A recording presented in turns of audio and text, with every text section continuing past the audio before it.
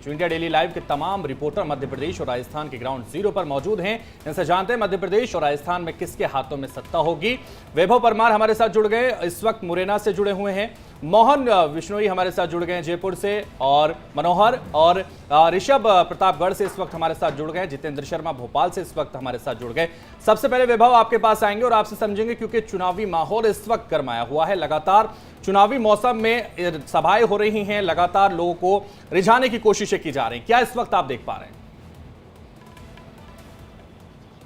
बिल्कुल हैदर, देखिए 1.25 महीने से कम वक्त रह गया है जब मध्य प्रदेश में चुनाव होने हैं, और तमाम जो योजनाएं हैं आचार संहिता से पहले जो है उनका गुणगान भाजपा करती हुई नजर आ रही है, और कांग्रेस उस पर आरोप लगाती जा रही है कि ये सब लॉलीपॉप दिए जा रहे हैं, फ्री की स्कीम्स दी जा रही हैं। लोगों का क्या कुछ कहना है आपको बताते हैं। मुरैना में इस वक्त हमारी मौजूदगी है। भाई साहब, आपका नाम बताइए। राजेश राठौर। राजेश जी, इस बार मुरैना में किसकी लहर दिख रही है? मुरैना में नहीं, पूरे मध्य प्रदेश के अंदर कांग्रेस की लहर दिख रही है, और भाजपा इससे बौखलाई हुई है। इसलिए केंद्रीय मंत्री जो देश के केंद्रीय मंत्री है उनको मुरैना में लड़ने के लिए भेज दिया है। अच्छा। हाँ, कई दिग्गजों को। क्या डाउनफॉल समझते हैं कि केंद्रीय मंत्री को, नरेंद्र सिंह तोमर को यहाँ से दिमनी से लड़ाया जाए? बिल्कुल बिल्कुल, ये ऐसी स्थिति है कि जब युद्ध के हालात हो जाते हैं और जब ये लगता है कि हम हार रहे हैं, तो करो और मरो की स्थिति में भाजपा इस समय पहुंच चुकी है, और डैमेज कंट्रोल करने के लिए भेजा है। लेकिन मैं समझता हूं कि ये अपनी जमानत जब्त करा के जाएंगे। आपका नाम बताइए भाई साहब।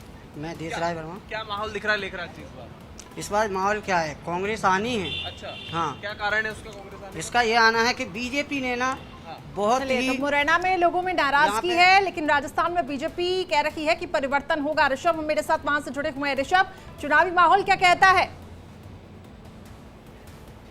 जी बिल्कुल, इस वक्त मेरी मौजूदगी बांसी में है। बांसी में आपको बता दूं कि चित्तौड़गढ़ के और प्रतापगढ़ के बीच का बॉर्डर का एरिया है, और तमाम लोग हमारे साथ मौजूद हैं, हम उनसे बात करेंगे। और एक चीज़ और मैं बता दूं आपको कि इसे आदिवासी बेल्ट कहा जाता है। 18 से 19 सीट निर्धारित करती कि किसकी सरकार बनेगी, तो तमाम लोग उनसे बात करेंगे। सर, क्या लग रहा है इस बार किसकी सरकार बनेगी?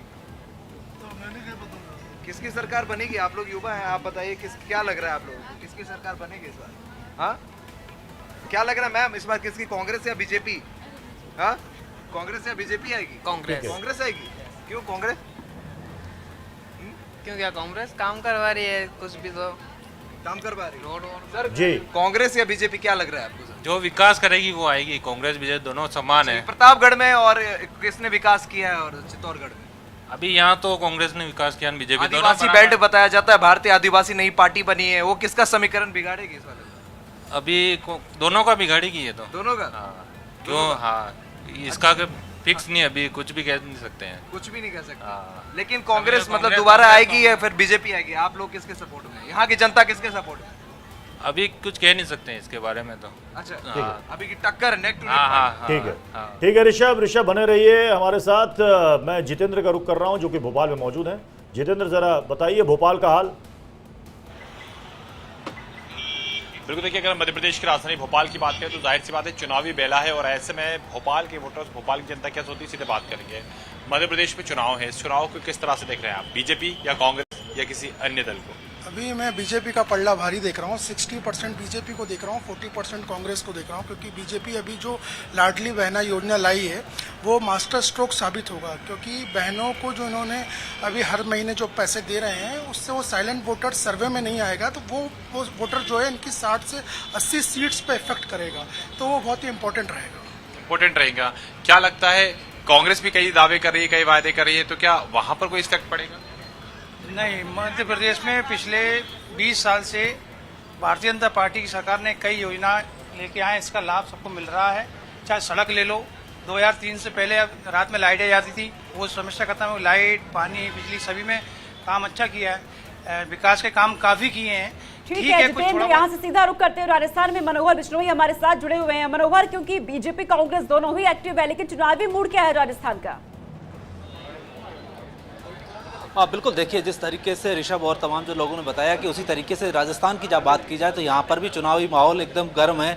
और एक तरफ जो बीजेपी है, प्रधानमंत्री से लेकर तमाम नेता है वो रैलियाँ कर रहे हैं, जनसभाएं कर रहे हैं, और चुनाव का पूरा माहौल बना हुआ। दूसरी तरफ मुख्यमंत्री अशोक गहलोत है, वो लोगों से संवाद करके जो लोगों से जुड़ने की कोशिश कर रहे हैं। हमारे साथ कुछ लोग मौजूद हैं, उनसे बात करेंगे कि जो अभी जिस तरीके से जो राजनीतिक माहौल बना हुआ है और चुनाव का ऐलान होने वाला है, उससे पहले आपको क्या लग रहा है कि इस बार रिवाज बदलेगा, राज आएगा बीजेपी का? देखो, मैं आपको स्पष्ट रूप से कहना चाहता हूं, प्रधानमंत्री नरेंद्र भाई मोदी का पूरे विश्व के राजनेताओं में कोई मुकाबला नहीं है। पर यह भी कहना चाहूंगा कि लाल किले की प्राचीर से उन्होंने कहा था, ना परिवारवाद, ना वंशवाद, ना भ्रष्टाचार, ना माफिया राज।